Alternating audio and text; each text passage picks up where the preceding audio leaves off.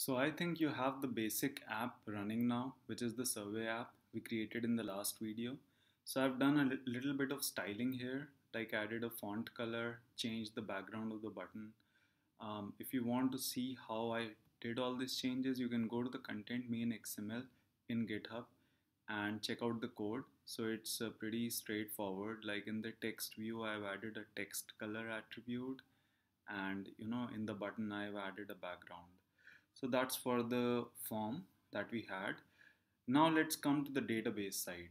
So if you want to create a new table or you want to set up the database using the SQLite helper, SQLite helper class, which lets you work with the databases in a SQLite database. So the way you can do that is step one, create a new file. Okay, create a new class, a Java class, simple Java class. So I created a new folder database here, and then I created a survey DB helper. It's a basic Java class. And then what I did is um, I extended the SQLite open helper class. This is the class which lets you work with the database. If you want to create tables, if you want to insert data, update data, perform all kind of SQL related stuff, then you need to extend this class. Okay. When you will extend this class, then Android will prompt you to implement a couple of methods. Um, Obviously, the constructor will be there, and then you will have on create and on upgrade methods. Okay. Now this on create and on upgrade is basically called when for the first time Android or your app needs to use the database.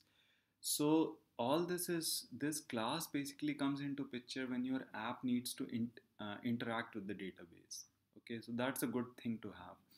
So when for the first time your app will use, for example, when for the first time the user will enter all this information and click on submit, then if the database is not yet created, then the on create method will be called. Okay, and I'll talk about this create table thing. And that ways your table will be created, your database will be set up.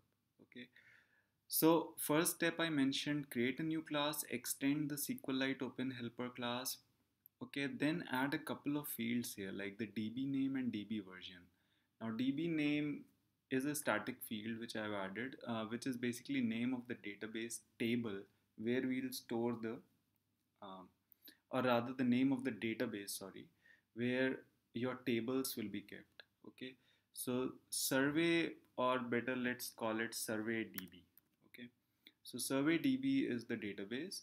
DB version 1, it's our first version. Then I've added some more fields like the name of the table is survey, name of the columns. Okay, and then here's a constructor which you have to implement when you implement or extend rather this open helper class in the on create.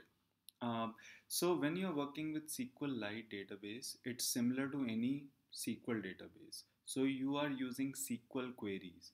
Now I hope you are familiar with SQL queries. Otherwise, you can take a look at any documentation, the basic stuff like how to create table, update table, how to get data from the table.